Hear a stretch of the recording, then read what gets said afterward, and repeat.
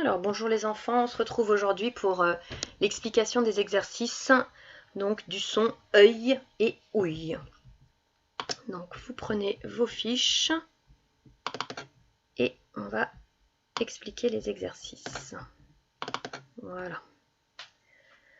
Ok, donc comme d'habitude, premier exercice, je colorie les dessins lorsque j'entends œil ou bien ouïe. Et seulement œil et ouïe. Attention, hein, parce que tous vont se rapprocher, hein, vont être assez proches au niveau du son, mais il faut bien entendre le œil et le ouïe.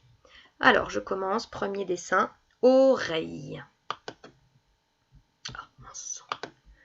Oreille. Brouillard. Bouteille. Orteil. Corbeille. Appareil. Taille-crayon. Feuille. Aille. Fauteuil. Réveil. Billet. Des nouilles. Mouillé. Un portefeuille. Une bouilloire. Un écureuil. Une citrouille. Une grenouille. Le soleil. Et oreiller. Deuxième exercice. Donc ici, il s'agit d'écrire des syllabes ou des mots. Alors, première ligne, première syllabe, on m'écrit pouille. Pouille.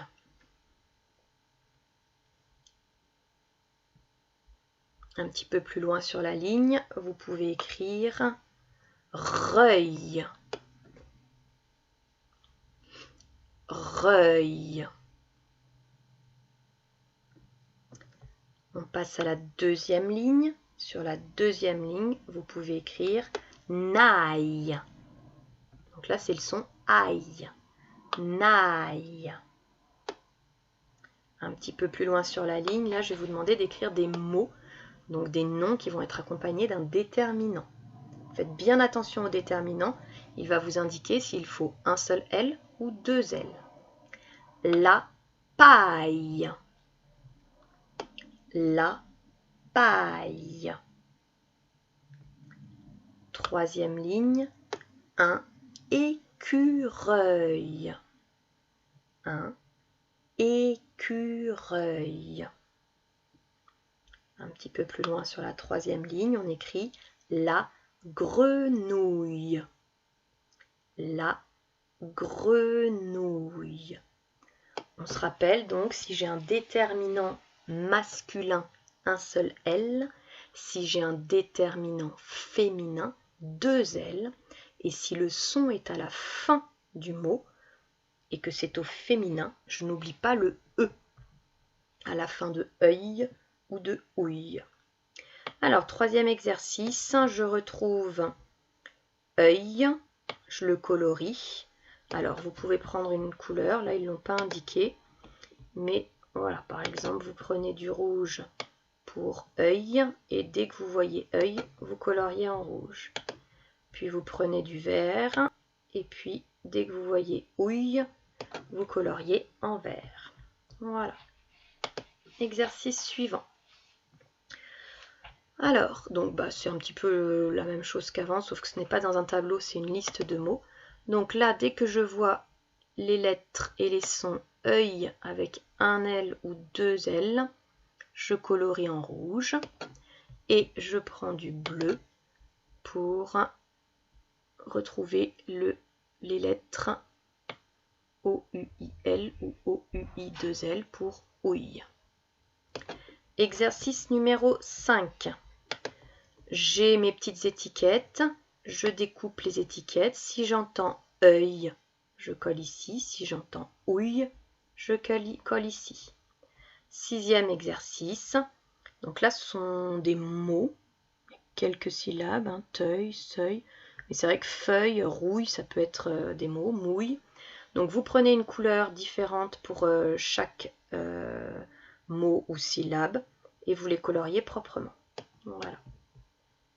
Page suivante, donc ça sera les exercices pour le jour 2. Donc à partir du numéro 7, donc pareil, hein, là vous savez, vous lisez le petit texte, vous lisez les questions et on essaie donc de répondre aux questions en faisant des phrases. Réutilisez les mots de la question pour faire des phrases. Exercice 8, je lis les phrases. À chaque fois, j'ai le choix entre deux mots. J'entoure le mot qui correspond à l'histoire de Taoki. Exercice 9, je lis les phrases. Je coche le petit bonhomme qui sourit quand c'est vrai. Je coche le petit bonhomme qui est triste lorsque c'est faux.